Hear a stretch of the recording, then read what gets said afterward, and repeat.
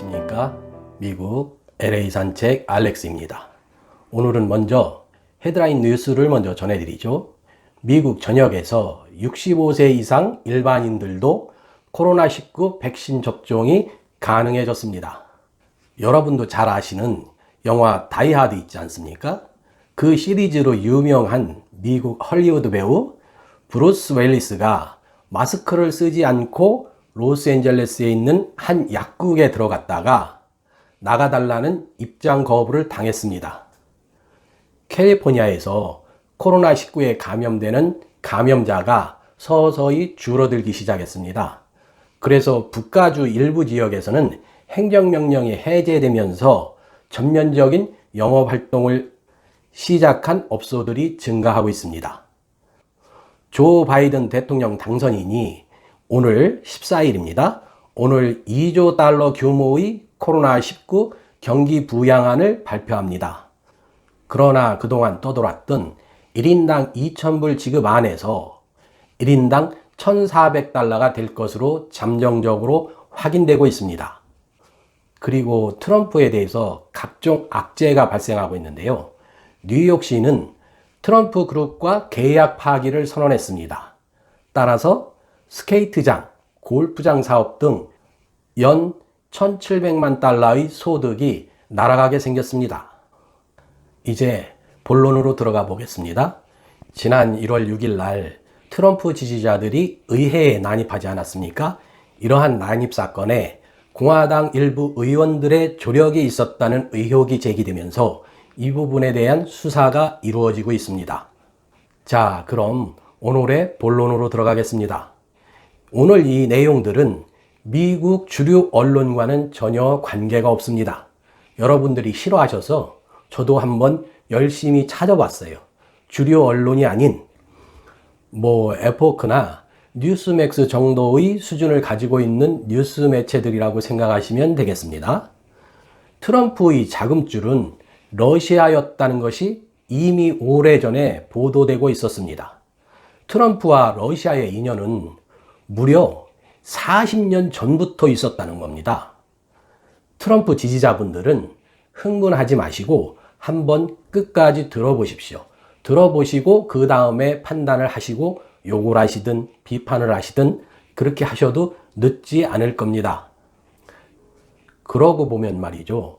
트럼프가 중국은 굉장히 강하게 비판을 많이 했습니다. 무역전쟁도 많이 했고요. 그러나 러시아를 비난하는 것을 한 번도 본 적이 없어요. 오히려 두둔하는 거는 많이 나왔지요. 러시아 게이트에 대한 조사가 다시 이루어질 것 같아요. 불행한 일인지 다행한 일인지 모르겠지만 트럼프는 정치적으로든 사업적으로든 회생이 완전히 불가능해질 것 같은 느낌입니다. 오늘 내용에 대해서 매우 상세하게 조사와 요약을 한 사이트와 그 내용을 증명해주는 수많은 보도 매체들의 링크가 걸려 있습니다. 이 모든 것을 참고하시면 상당히 도움이 될 겁니다.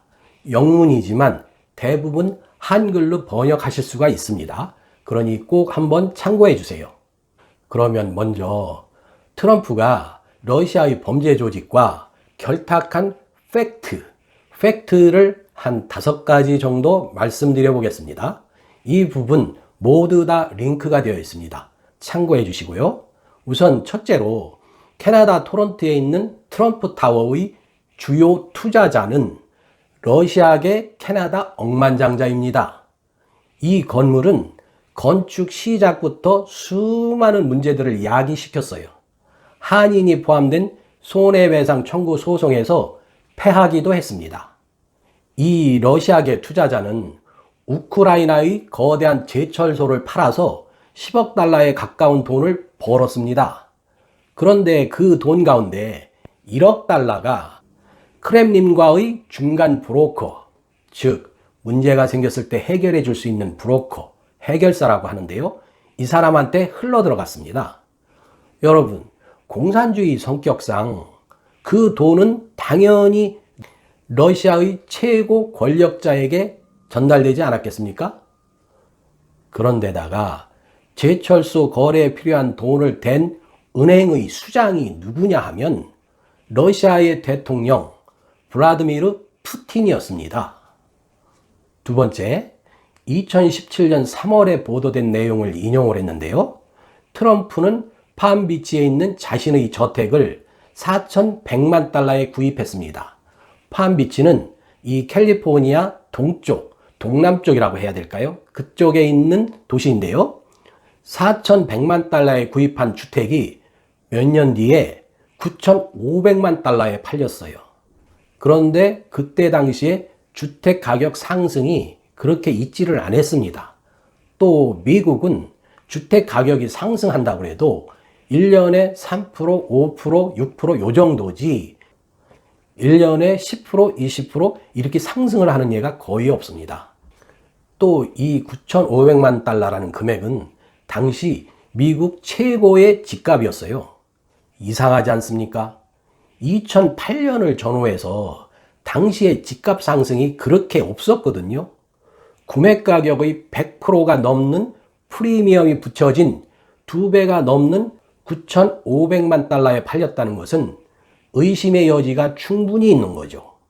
그런데요, 이 집을 누가 구매한지 아십니까? 구매자가 러시아의 유력한 재벌이었던 거예요. 트럼프에게 5,400만 달러를 사실상 그냥 준 거거든요. 여기서 한번 생각해 보자고요. 냉정하게 우리 한번 생각해 보자고요. 4,100만 달러 집을 5,400만 달러를 붙여서 9,500만 달러에 사들였어. 그러면 5,400만 달러라는 것을 그냥 준 거나 다름이 없는데 그냥 줄 이유가 있습니까? 여기서 미국의 언론과 정치계에서 의혹을 갖는 부분이 무엇이냐? 바로 돈 세탁. 바로 돈 세탁에 대한 의혹을 제기하고 있습니다. 이 부분 트럼프가 1월 20일 날 퇴임을 하면 이 부분도 조사가 이루어질 겁니다. 세 번째로요. 트럼프의 부동산 거래가 러시아 자금으로 이루어지는 경우는 굉장히 많았습니다. 일반적으로 유령 회사를 통해서 그런 일이 이루어졌는데요. 트럼프가 소유했던 소호 아파트의 77%가 이처럼 유령 회사를 통한 이상한 곳으로 판매가 되었습니다. 트럼프의 건물에는 러시아의 대표적인 마피아를 포함해서 최소 13명의 러시아 재벌 또는 마피아 관계자가 살았다고 전해집니다. 심지어 그중 한 명은 트럼프의 아파트 바로 아래층에 트럼프가 살고 있는 바로 아래층에 거액의 판돈이 오고 가는 불법 도박장을 운영했던 것으로도 조사되고 있습니다. 네 번째 증거인데요. 수년간 트럼프의 금융 브로커 및 수석 고문은 유죄 판결을 받은 범죄자 펠릭스 세이터였습니다. 이 사람은 깨진 유리잔으로 상대방의 얼굴을 찔러가지고 백바늘이 넘게 꿰매게 만든 것으로도 널리 알려진 마피아였습니다. 세이터는 유령회사 설립을 도와주었고 모스크바의 트럼프 타워 계획 등 트럼프의 각종 사업을 위해서 자금 마련 담당을 하고 있었습니다. 더 중요한 것은 그가 푸틴의 내부 핵심 세력이었다는 거죠. 그가 2015년 11월에 트럼프의 변호사 마이클 코엔에게 쓴 이메일 내용을 한번 읽어드리겠습니다. 마이클, 내가 이방카가 공식적, 비공식적으로 푸틴과 만날 수 있도록 자리를 마련했습니다. 나는 푸틴이 이 일을 하도록 만들 거고 우리는 도널드가 선출되도록 만들 겁니다. 나는 그 방법을 알고 있습니다. 그리고 우리는 해낼 겁니다.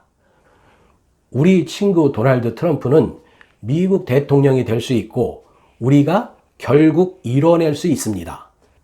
푸틴의 사람들이 모두 여기에 동참하게 될 것입니다. 내가 그렇게 만들겠습니다. 이것이 2017년 8월 27일 뉴욕 타임즈에 보도된 내용입니다. 이 부분 또한 링크를 걸어 놨습니다. 자세하게 알고 싶은 분은 한번 들어가 보시기 바랍니다. 이 내용을 간단하게 요약을 하면 2016년 미국 대선에 러시아가 개입했었다는 것을 확실하게 증거해 주는 겁니다. 그러면 다섯 번째로 트럼프의 다른 주요 사업은 카지노입니다. 고전적인 돈 세탁을 할 수 있는 사업이죠. 트럼프의 카지노 가운데 돈 세탁 방지를 위한 연방 규정을 100회 이상이나 위반한 곳도 있습니다. 그리고 돈 세탁 방지 규정을 고의로 위반했다는 이유로 카지노에 부과된 벌금이 사상 최대의 벌금이기도 했습니다. 트럼프는 정부가 돈 세탁을 막기 위해서 자신의 모든 사업에 실사를 할 의무가 있었거든요. 그런데 트럼프는 우리는 실사 같은 걸 안 한다. 그러면서 계속 거절해왔던 거죠. 여기서 트럼프가 러시아와 밀월 관계였다는 것을 또 한 가지 말씀을 드리면 트럼프 재단의 자금원이 러시아라고 자랑스럽게 남긴 어록이 있습니다. 그 어록은 두 아들들이 번갈아 했는데요. 그 내용이 무엇이냐면 러시아인들은 우리 자산의 상당 부분을 차지하고 있습니다. 이 말이 도널드 트럼프 주니어가 2008년에 내뱉은 겁니다. 그리고 또 한 가지가 있는데요. 우리는 미국 은행에 의지하지 않습니다. 필요한 돈은 모두 러시아에서 들여오고 있습니다. 이 말은 에릭 트럼프라고 해서 역시 트럼프의 아들입니다. 그가 2014년에 내뱉은 말입니다. 둘 다 트럼프의 배다른 아들입니다. 이 아들들이 거짓말을 했겠습니까? 자기들 사업에 치명타가 될 수도 있는데 이런 것을 종합해 볼 때 2016년 미국 대선에 트럼프가 승리하도록 러시아가 개입했었다는 것은 거의 확실시되고 있는 거죠. 안타깝게도 트럼프는 미국 역사상 처음으로 2번의 탄핵을 당했습니다. 지난번에는 공화당의 반대로 무산되었지만 이번에는 좀 다른 분위기입니다. 물론 1월 19일 날 상원에서 표결에 붙이겠지만 사실 시간상 표결될 가능성은 없습니다. 하지만 이번에 트럼프를 탄핵하려는 것은 트럼프가 영원히 정치 활동을 못하게 하는데 목적이 있습니다. 트럼프가 말을 했지 않습니까? 2024년에 대통령에 출마하겠다. 이거를 막는 것과 동시에 그 이외의 국회의원조차도 못하고 모든 정치 활동을 못하도록 막기 위함입니다. 그리고 트럼프가 대통령의 신분으로 그동안 버텨왔던 사법적인 처벌을 받게 하자는 목적도 있습니다. 따라서 트럼프의 운명은 1월 20일 퇴임 후에 매우 심각한 상황에 처하게 될 것입니다. 이것은 무턱대고 제가 하는 말이 아닙니다. 제가 그동안 트럼프에 대해서 상당히 많은 조사를 했습니다. 좀 늦은 감이 있는데요. 오늘의 내용을 만들기 위해서 조사했던 내용은 전부 러시아와 관련된 내용이 90%였습니다. 미리 알았더라면 시리즈로 러시아와 관련된 내용을 계속 영상을 만들었을 텐데 그러지 못한 것이 참 안타깝고요. 미국에서는 탈세와 돈의 불법적인 흐름에 대한 감시가 매우 엄격하거든요. 왜 그러냐면 미국에는 무기 거래가 자유로워. 그리고 마약 거래가 굉장히 성행하고 있는 곳이에요. 그렇기 때문에 해외에서 돈이 들어오든 해외로 나가든 이 돈의 흐름을 굉장히 엄격하게 관리하고 있습니다. 여러분 해외로 성공해 보신 분들은 경험이 있으실 거예요. 미국 뉴욕 금융가에서 내가 해외로 송금한 돈에 대해서 지들하고는 아무 상관이 없는데 수수료를 떼요. 그게 뭐냐? 전 세계의 국가 간 돈 흐름을 아는 겁니다. 전 세계의 국가 간에 어떻게 돈이 흘러 들어가는가, 흘러나오는가 이것을 얘네들은 빤히 알고 있게 되는 거예요. 그런데 미국의 소위 적대국, 공산주의 국가 아닙니까? 중국이나 러시아와의 돈 거래는 더욱 엄격하죠.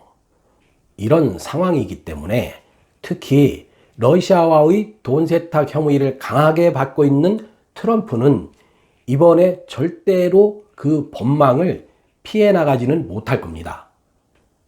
제가 지금까지 트럼프의 어두운 면만을 비춰드렸는데 그렇다고 트럼프가 악마는 아니죠. 우리하고 똑같은 사람일 뿐입니다. 그리고 누구나 그렇듯 그도 긍정적인 면과 정당한 견해를 가지고 있기도 합니다.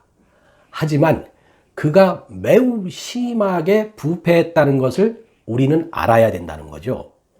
만일 그것을 부정한다면 그 사람은 진실을 제대로 못 보고 있는 겁니다. 한편으로 보려고 노력을 한다면 그나마 다행인 거죠.